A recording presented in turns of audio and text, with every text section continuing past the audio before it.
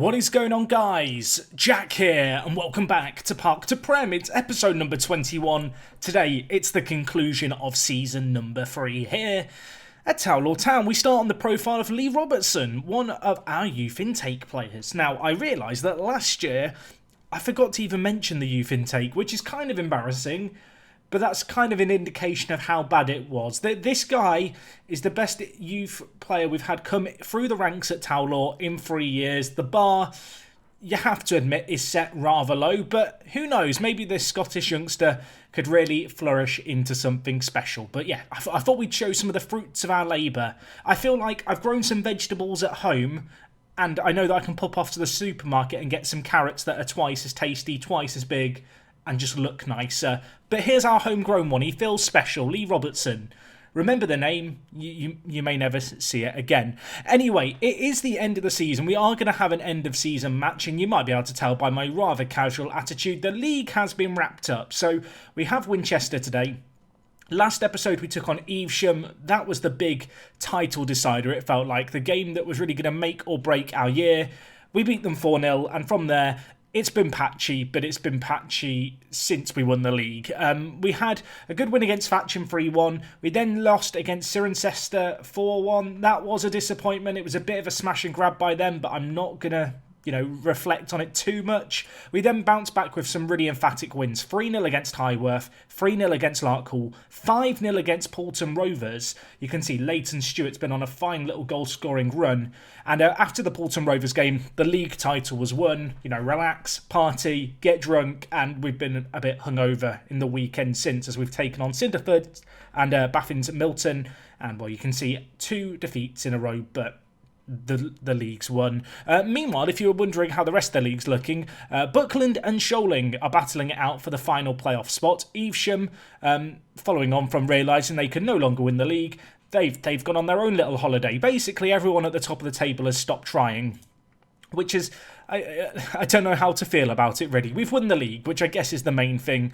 We achieved the board's expectations. And, I mean, when you look at the competition screen as a whole, whilst it's really nice to see that we won the league, you look at the disappointment across all the different cup competitions. We need to be doing better. We need to be doing better. And it's difficult to pinpoint exactly where it's going wrong, other than perhaps saying maybe our expectations are too high, or maybe, I don't know, maybe there's a small club attitude where we feel like we can't compete against teams in leagues above us. Hopefully we can get over it. You can see in the end, Leighton Stewart, top goal scorer in the league with 30 goals. Conwenda with the highest average rating. If we just look at the season, what do I want to look at? Let's have a look at the stats. So we've got 96 goals, which is by far and away the best. But if we just look at player overview, you can see here, Stewart and Conwenda technically still battling it out, although Henry Conwenda would need 3 goals today. And actually, I'm not even going to start him because he's pulled his groin. So, yeah, there are a few little injuries that we've kind of dealt with towards the end of the year, but I would be lying to you if I was to say, I've been completely mentally switched on. As soon as we won the league, I went a little into autopilot mode whilst playing Football Manager. I have started doing scouting of players with contracts expiring in 2022. Follows the exact same format we showed last year. This is all players. We are scouting most of them as well. I felt like that was worth doing considering we're in early April and many of these players we won't be able to approach for a few months. But in terms of players who are interested with kind of joining us, there's a few names here, and we have already started to make a few moves in the transfer market. 2 players have joined us. We'll talk about these, because why not? Josh Phillips, the first of these, 17 years young, a product of the Manchester City Academy, was released by them, was told, we're not going to offer you a professional deal. So he has joined us. I think physically, he's absolutely exceptional. And technically, dribbling and first touch are really good. Technique is good too. He needs to improve a little, but at 17, he's a very, very young player. And, continuing on with the kind of regen revolution that's going on, Malcolm Boxall joined us. This guy, top draw, really so excited about this guy. He was actually on the news inbox item you get about players who have been told they won't get senior deals. There is like a little kind of list of notable players. Both of these players were on this list. Boxall was very high up on this list. Another former Liverpool youngster.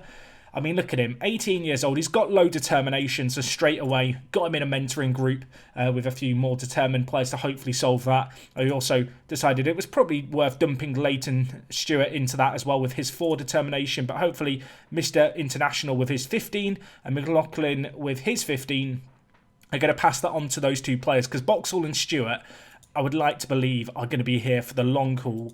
But yes, 2 very good additions. Boxall, I think we're going to start today, because as far as deep line playmakers go, I'm sorry, Macaulay Power, he's got you beat. I mean, you can see the comparison here. As far as vision goes, he's absolutely top drawer, and well, his flair is what lets him down with only 7, but besides that, I mean, 12 passing, 13 vision, 15 teamwork, great free kicks as well, something I really, really value in players. Malcolm is a player I feel like we can build around. I'm hoping, unlike Haygarth last year, he's not going to bugger off after 1 year, but yeah, remember the name. He is going to be big for us. You may have noticed in our first team a player missing, Deji Sotono, I'm just making up a name for him, Sotona has left us. He hasn't left us yet, technically. He's going to Cork at the end of the year. I said, hop it, mate, get in the reserves. So, yeah, that was short-lived, wasn't it? He played 4 games for us. He barely impressed, and now he's decided to bugger off to Cork. So, make of that what you will. But all in all, things, going well. Planning for the future is very much underway. Our squad now, with all the various players that got poached and the lack of adding new players in, currently sits at a squad size of 25 people, which is probably about right. Obviously, the likes of Sonny Best and Ryan Ferguson, the postman, particularly Ferguson, the postman, you have to question what long-term spot he holds in the team. Palmy wants to keep him around for sentimental values, but I fear he might not be that interested in renewing.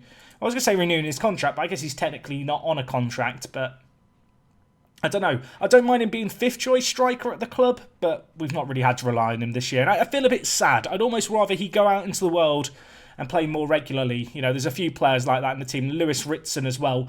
5th choice centre-back, an exceptional centre-back as well, but just not had injuries this year, not had a reason to use him, and I kind of feel bad him just sat here, but he is actually quite a good player for us. Obviously, we don't know what league we're going to get promoted into. I have a sneaking suspicion we might get put back into the Northern League based on a conversation I had with the FM editor who made this database. Anyway, we're going to go into the game, and then we'll talk a little bit more about kind of the upcoming season and stuff. But this is a bit of a celebration. Winchester, I don't think they've got anything to play for. They were competing for a playoff spot. They finished narrowly outside of it, and they can't make it in this final game. So, yeah, a bit of a dead rubber game, but we'll see what becomes of it. Maybe we can put in a good little performance.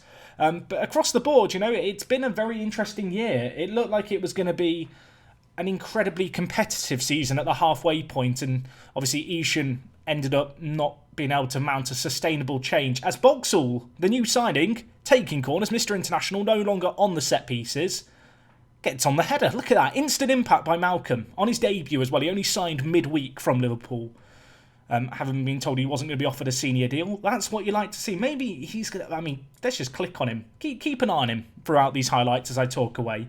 But yeah, next year is going to be an interesting one. We're going to be moving into, we started tier 10, tier 9, tier 8. So next year is tier 7.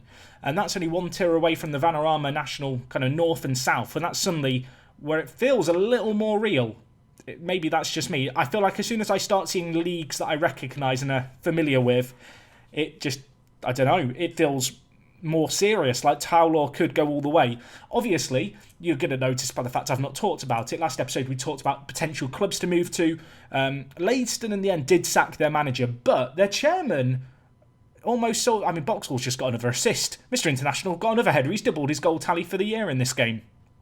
But, Leiston, they sacked their manager, and then as they were appointing a new one, they went under a board takeover, and I was a bit like, well, I don't really want to move to a club that doesn't have a tycoon, so I didn't apply for the job. They appointed a manager, and then the takeover didn't happen, so that's an opportunity missed there. Meanwhile, Bolton have actually found some form, so they've not even sacked their manager, although I doubt we could get that job even if we wanted it. I know there was some split opinions about the teams in the comments. I feel like Bolton is maybe just a little bit too early, but it's the kind of job where maybe if it came up next year, depending on how things go, we'd have to evaluate it and consider it. I feel like it'd just be almost too good an opportunity to pass up if it remains as appealing as it was. Boxall's already got 1 assist. He's putting it in again. I mean, he's just the David Beckham have done on league. Maybe that's an exaggeration. Let's not get too ahead of ourselves here. But yeah, he's looked very, very good with his high-quality deliveries. And that's not exactly why I signed him. Stuart, finish that.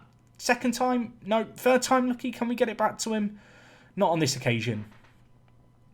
But yeah, just across the board, things have looked really, really solid. I realise I've got Boxall on centre mid on defend. I should have him on the same personalised instructions as Macaulay Power. When he plays there, he's a deep line playmaker on defend. That's probably what I should have Boxall on, who is currently having one hell of a debut. Anyway, we'll make a few changes. I'm going to bring in Waltman for Akeem Rose, and I could probably make a few more changes here. James Norris I'm going to take off, and Josh Harrison, let's take you off for Addons. Just a triple change, why not, as I continue to ramble away. But yeah, next year's going to be interesting. I'm really happy with the overall squad. Our team was very good for this level going into this year. Obviously, I want to continue to look at ways that we can improve the team. But at the same time, I don't want to overcomplicate things. Boxall on the free kick. I mean, just shut up, Jack. Let's watch it. Let's see what he can achieve. The youngster, signed from Liverpool, hits it. Morris, I mean, it was a pretty good free kick, wasn't it? The keeper struggled to parry it over. That gives me some optimism. Can he make anything from the corner now? It's dinked into a fantastic area, it has to be said. No one on the end of it. Zimba's there for that one.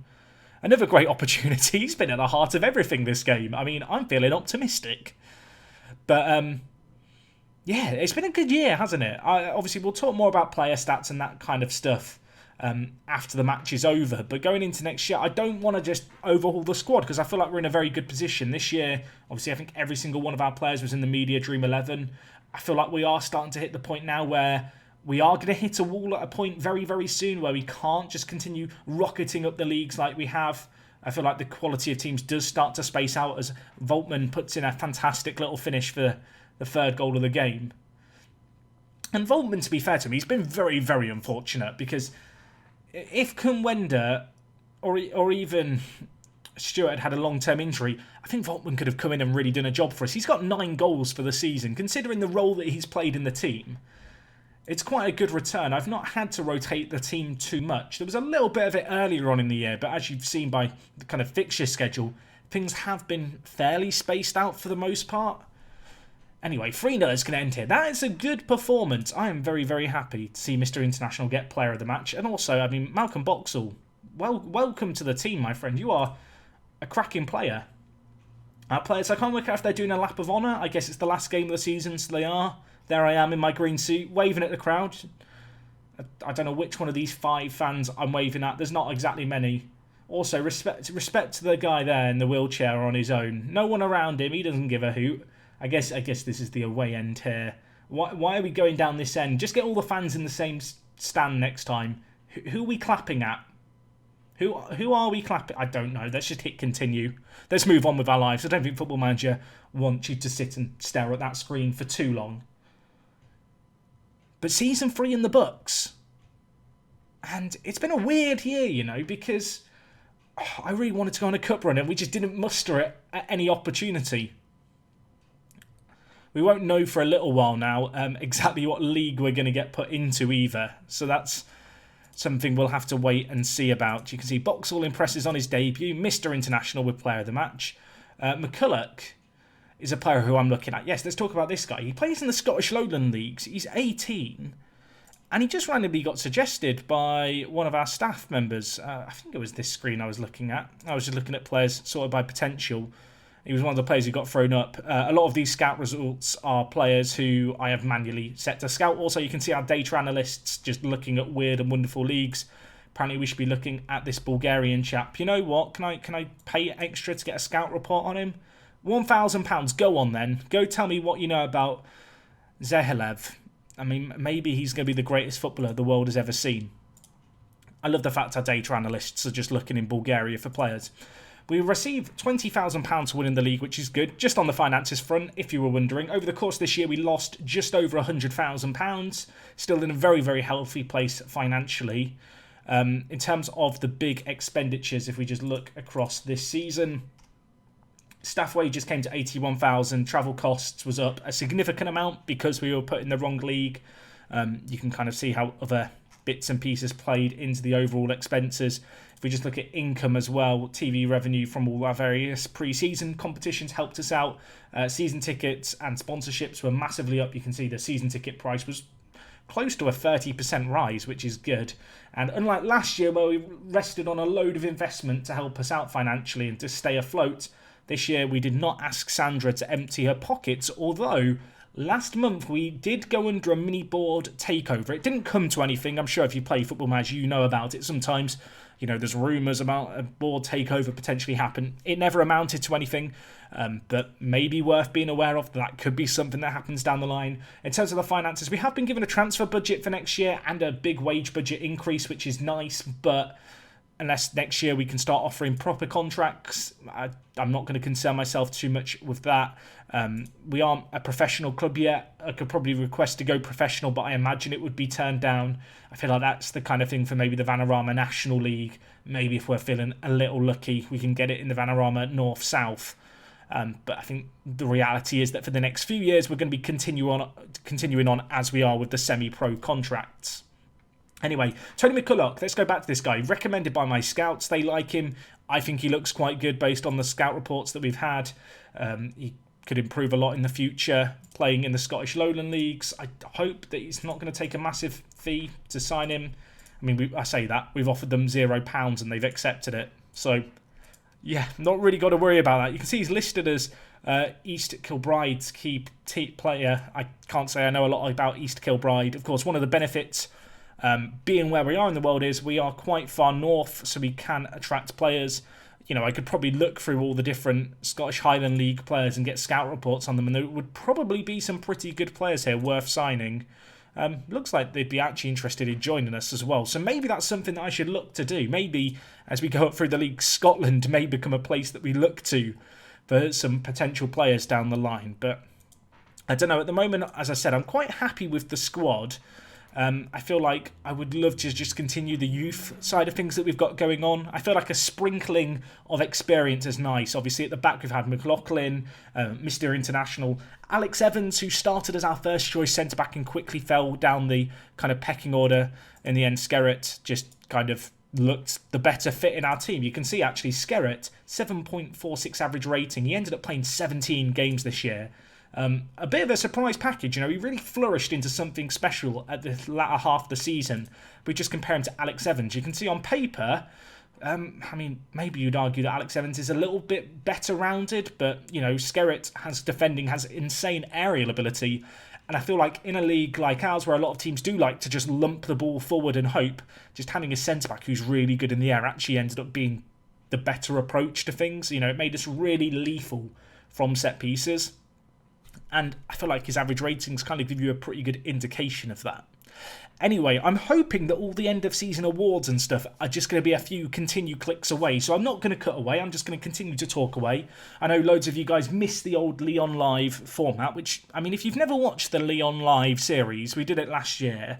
It was like 100% live Let's Play. We did about 4 seasons, over 100 episodes. If you find yourself waiting for each and every Park to Prem episode, I actually think it's one of my best series. I feel like it was a really fun adventure, and there's quite a lot to be learned about Football Manager from watching it. Not necessarily how to play, but at least how I like to play. There's funny mistakes, there's some weird and wonderful stuff.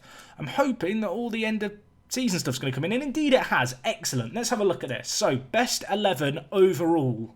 What do we make of this? Big Mike is in goal. Still at the club, Big Mike.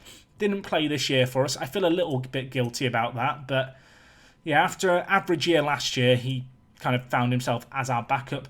Donnelly Blackburn is our left back. He is still in the under-23s. He's just not quite good enough. I probably need to have a bit of a clearing out of the under-23s, he says, scrolling through all the players. There's some youngsters with some really good potential here. Equally, there's some players here who have been here from the beginning, like Michaela, a little off the standard that perhaps we're looking at now when it comes to our players. You know what? After this episode, I'm going to go and have a clear out, I think.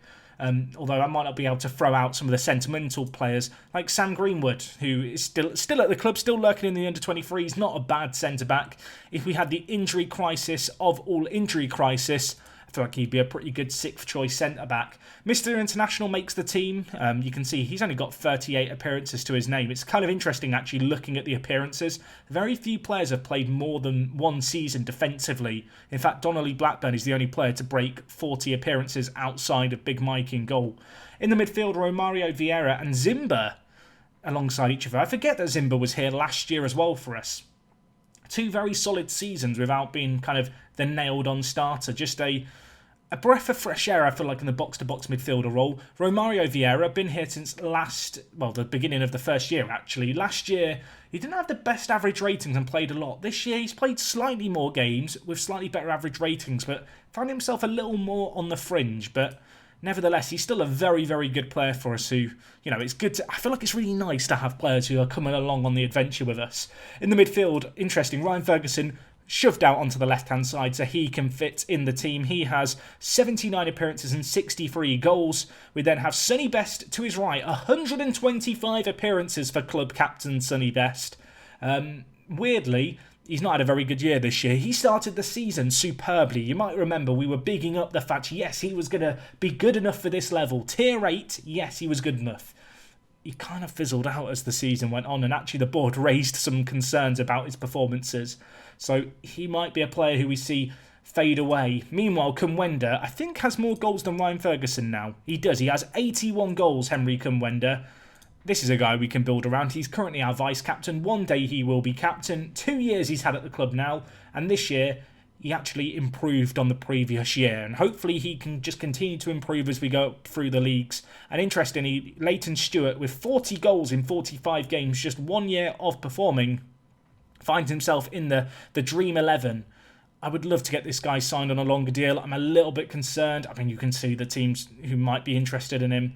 Can we get him to sign a contract that takes effect at the end of next season? Tomorrow we can, so I'm going to try and do that for next time. I want to keep hold of him. Jarosz played a decent amount before buggering off. How did Deshaun Bernard do this year at Stockport?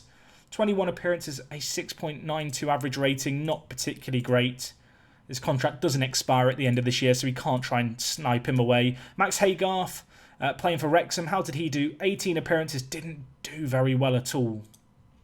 That's a little bit sad. When you compare his season with us to his season with Wrexham in the National League, maybe he made a step too far. Kit Elliott, I totally forgot to mention this, he asked to leave the club. And I said, you know what, Kit, you've been a loyal servant, but if you want to go, you want to go.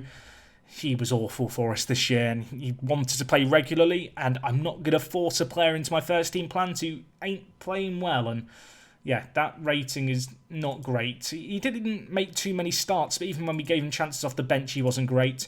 Usama, currently a free agent. I guess he was released halfway through the season by Exeter, so yeah, I mean, maybe we feel justified in releasing him. And the last 2 players on this list, James Norris, fair play to him, this year has been our starting left-back. One day I think he will eclipse Donnelly Blackburn as the ginger left-back in our hearts. And the other player, Akeem Rose, I'm surprised this guy's included on the list. He's got 4 goals in 18. I wouldn't have made him best 11 worthy, but there you go. And as for this season, you can pause it here if you want to take a look. But this was the Dream 11 for this year. There's a few players like Luke Billam, who's left us. A little bit bitter about that. But on the whole, not too many surprises, I don't think, in that overall best 11. End of season awards, Kumwenda won player of the season just ahead of Leighton Stewart. That's actually incredibly close. Kit Elliott got goal of the year. I can't remember it. Show me what it looked like, Football Manager. It was against Loughborough Dynamo. Was this in the Cup? I think I do remember this now. Picks it up, cuts inside. Where's he going to go with it? Where's he going to go with it? There's he going to go with it. Lovely finish, to be fair. Isn't around to pick up his award because he was released. Leighton Stewart, signing of the year. Kumwenda, Young Player of the Year. Season review, we lived up to expectations. What are the expectations for next year? So, no new club cultures. They want us to get promoted next year. Man, okay, well, I thought they might be slightly easier on us, but Regional Premier League, they want us to win promotion and then attempt to remain in the Vanarama National League North-South. Yeah, we're not far away from breaking into... I don't want to say the Football League, that's looking a little far ahead, but certainly the National Leagues is where we're heading way on the way to. Hudart apparently is being approached on a free transfer.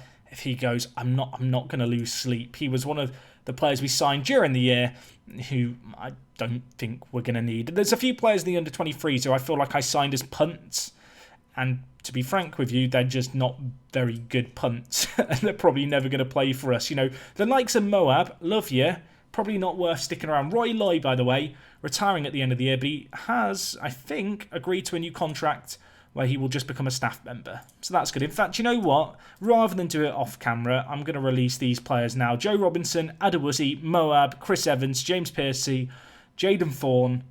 A few of those players were signed from North Ferriby way in the day, but not quite good enough for us. And you know what? Mupariwa, even, I can't speak. You joined us right at the beginning. So did you, Sam Joyce, Sam Brownhill, Michaela. You know what? All of these, I might keep Jerome Jolly around because I like Jolly. His name makes me happy. But I think you can all go as well. Why can I not release you all? I don't know. Why can I not release you? Is it because I've already selected a few of them to be released? Or is it because Brownhill's a youngster? Oh, is it because I've already told Hudart he can go? Oh, I don't know. I think Hudart's the problem. Right, let's try without having Hudart selected. There we go. Release on a free. It's because he's got that on offer from another club. That's probably what's causing the problem there. But they're all out the door. We've kicked them out onto the streets. We move on.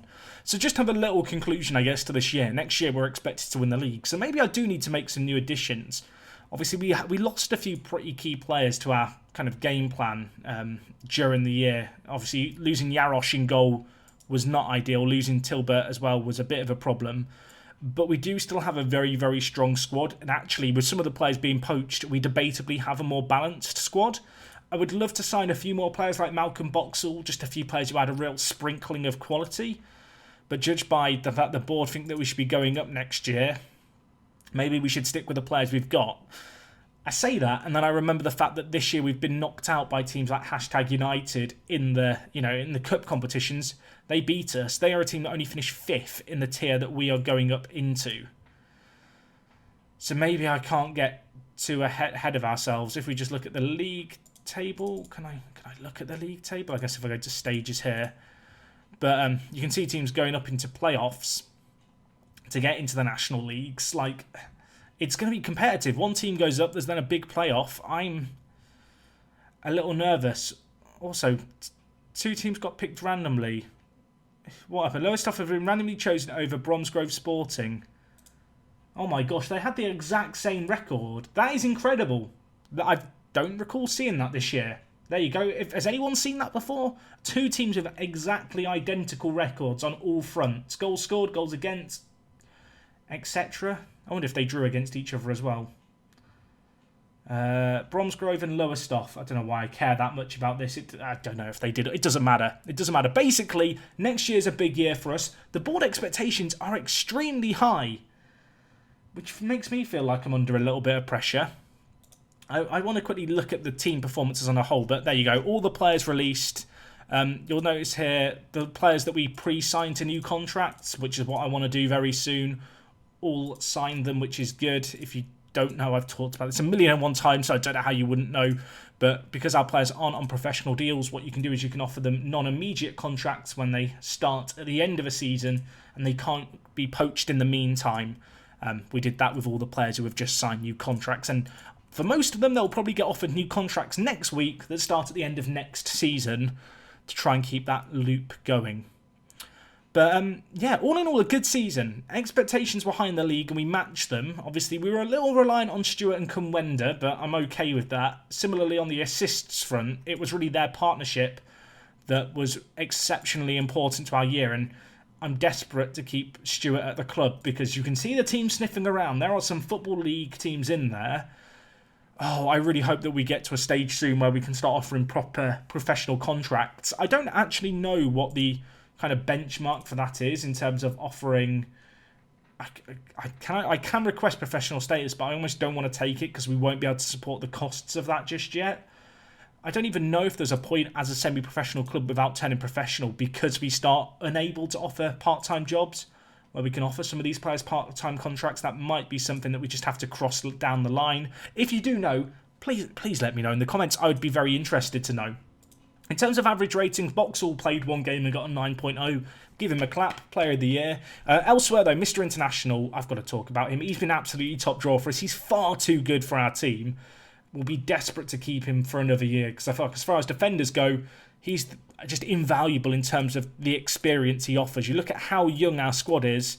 We only have a handful of players older than 25. 3 of them are defenders, interestingly enough. The other one, Jermaine Anderson, the Jamaican international centre mid.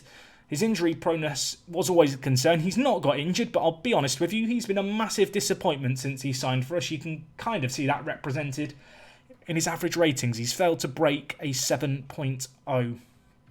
Anyway, guys, I have rambled on for long enough today, so I'm going to cut things off here, but I do appreciate you watching. If you have enjoyed today's video, do drop a like on it. Let me know who your player of the season was down in the comments.